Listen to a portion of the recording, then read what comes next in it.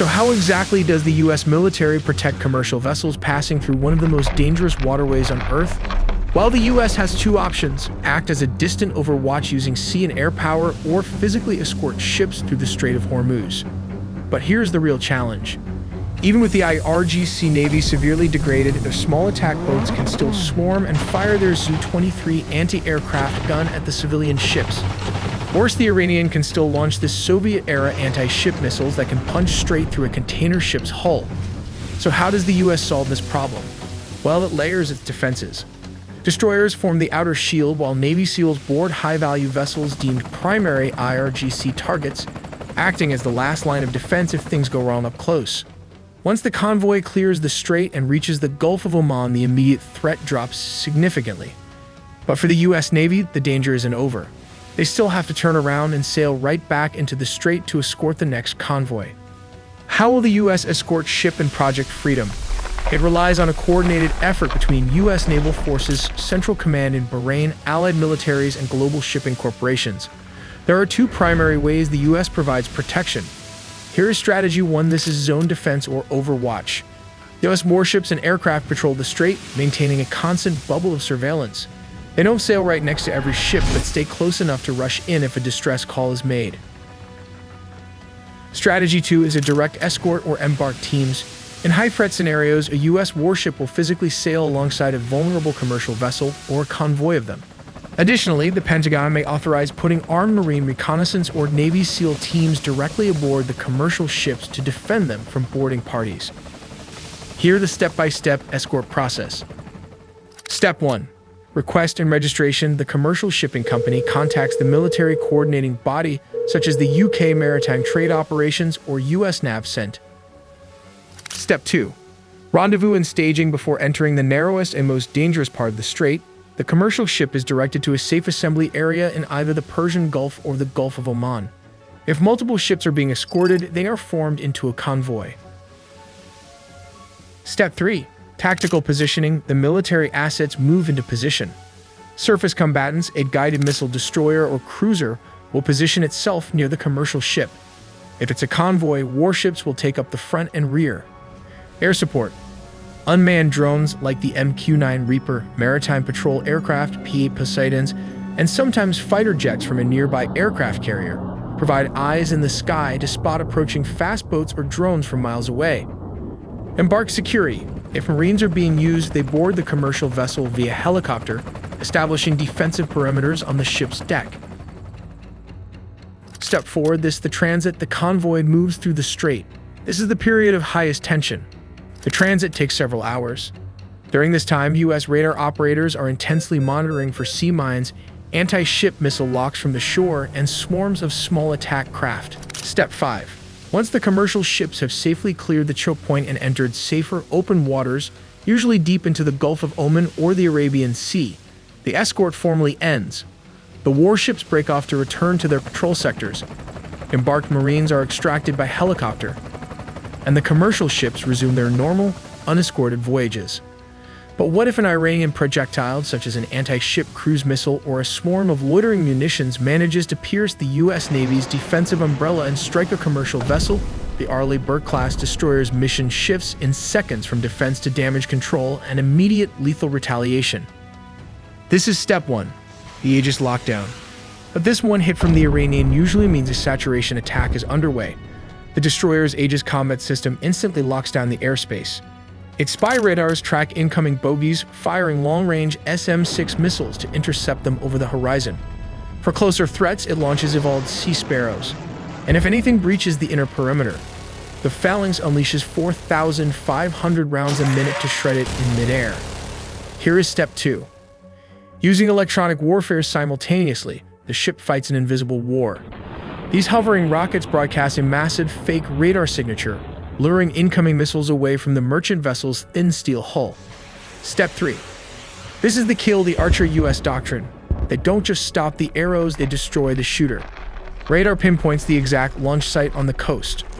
The destroyer opens its vertical launch cells, firing missiles directly at the enemy bunkers. Acting as a floating command center, it then vectors overhead A-10s, Apaches, and jets to annihilate the launch pads and any IRGC speedboats moving in for the kill. What would happen if the United States military was ordered to completely lock down the Strait of Hormuz? The answer is simple but brutal. It wouldn't be a swift, clean victory. It would be the most complex, grueling, and high-risk naval operation since World War II. How does the U.S. establish the front line? The answer lies in Phase 1, the picket line and the quiet hunters. The tip of the spear wouldn't be a massive aircraft carrier. Those are simply too valuable and vulnerable to sit inside a narrow, 21-mile-wide strait.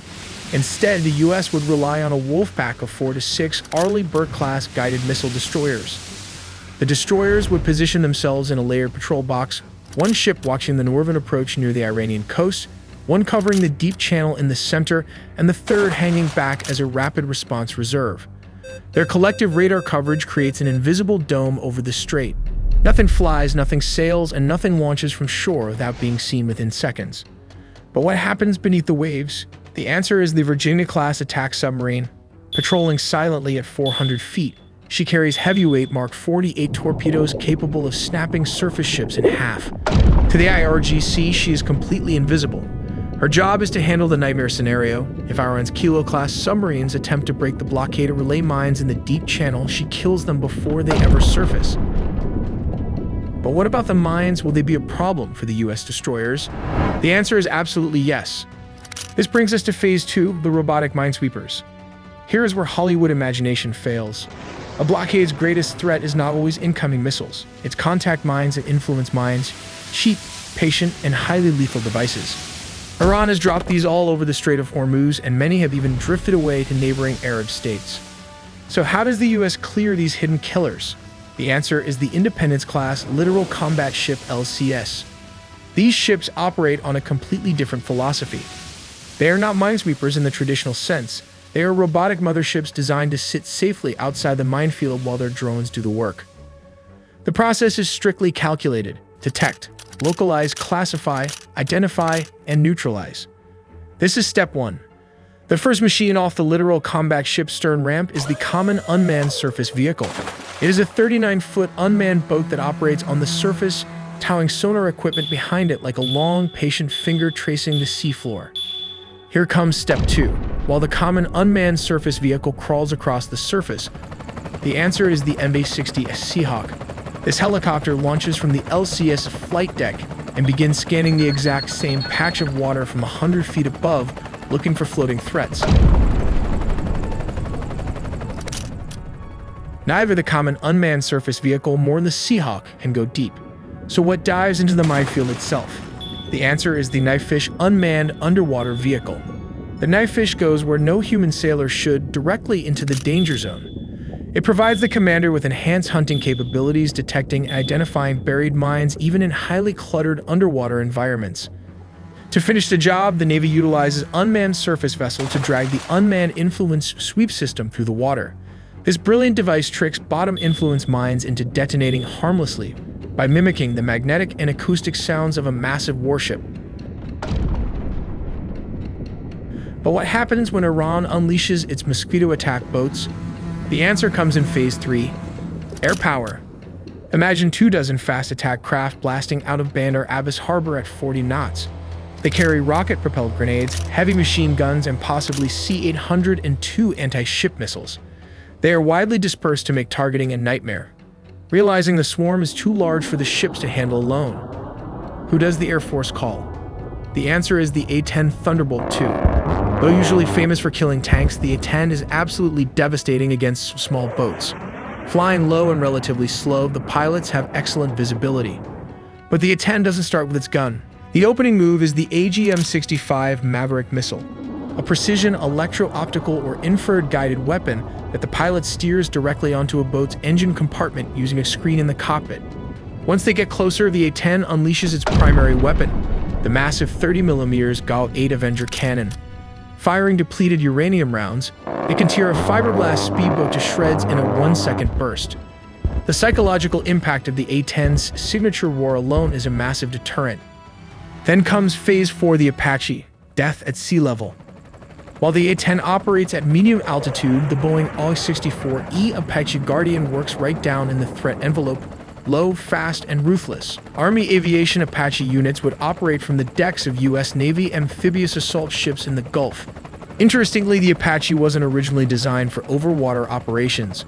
The Apache's weapon of choice against IRGC swarm boats is the AGM-114 Hellfire Romeo missile, a laser-guided precision strike weapon that can be ripple-fired in rapid sequence. These helicopters are fast and can chase down enemy fast attack boats at blistering speed.